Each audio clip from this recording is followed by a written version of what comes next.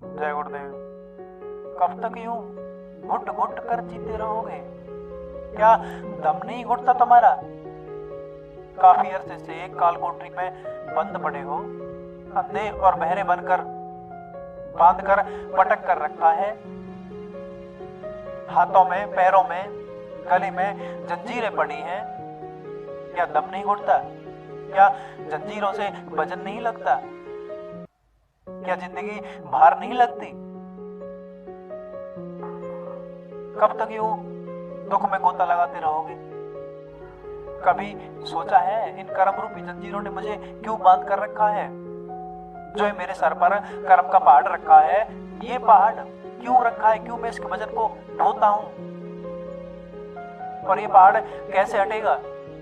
जो मैं अपना दिन रात दुख पाकर अपना जीवन व्यतीत करता हूं, दुख में सुख में मैं क्यों करता हूं? क्या इसीलिए मुझे जिंदगी मिली थी? और जिन जंजीरों से मुझे बांधकर जकड़ कर रखा है, इनसे मैं कैसे और कब आजाद होऊंगा? कभी सोचा है इनके बारे में? हर बार संसार में आया, कर्म का पहाड़ बढ़ता ही गया और ये जंजीर और भी मोटी होती गई। और जब कर्म सामने आने लगे तब रोने लगे, चिल्लाने लगे।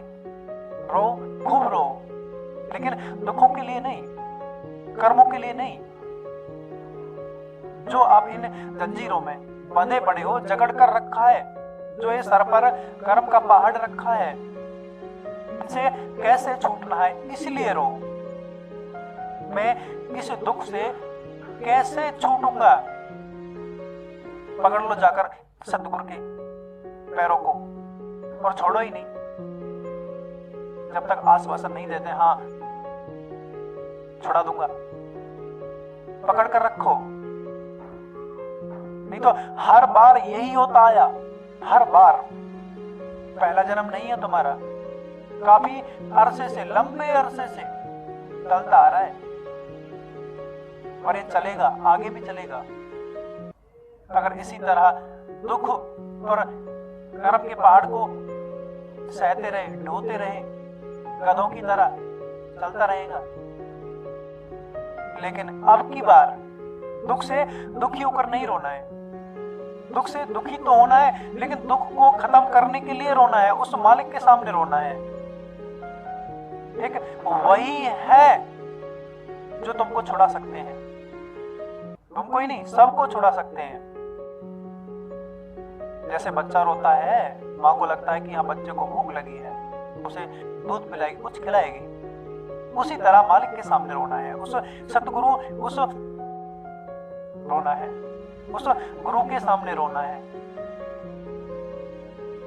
वही दुख से छुटकारा दिला सकते हैं, क्योंकि संतों की महिमा अनंत है। अनंत किया उपकार, उनका उपकार का बदला कोई चुका नहीं सकता।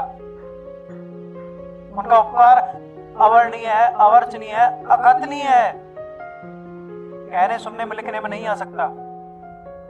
जाकर पैर पकड़ लो, छोड़ो ही मत, चाहे कुछ हो जाए।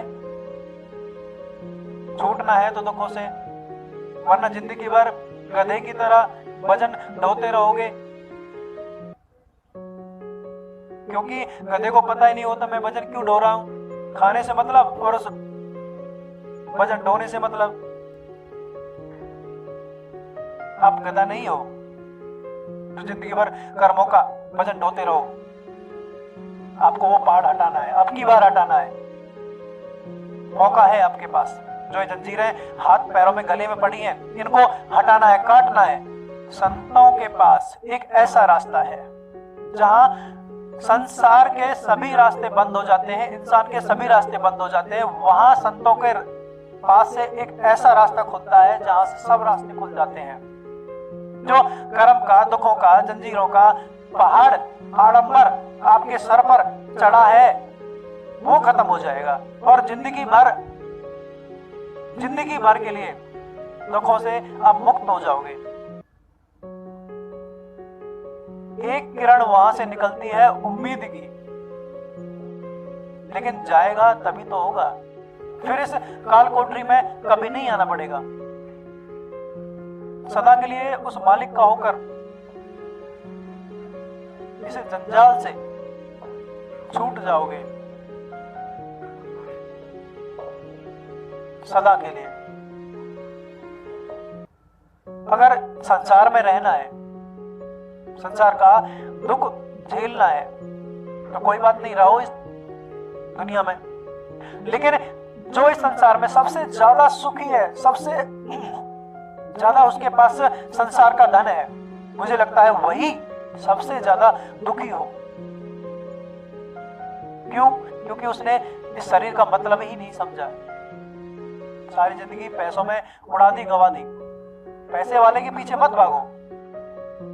ये देखो, इंसान का शरीर मिला है, जन्म मिला है, जो ये दुख है, जो कर्म का पहाड़ है, जो कि हमको नहीं दिखाई देता, जो हम अपनी जिंदगी जीते हैं आगे वाली, जो हमारे सामने सुख दुख आते हैं, बस वही तो कर्म है और वही खत्म करना है। ठीक है, सतगुरु का होकर तो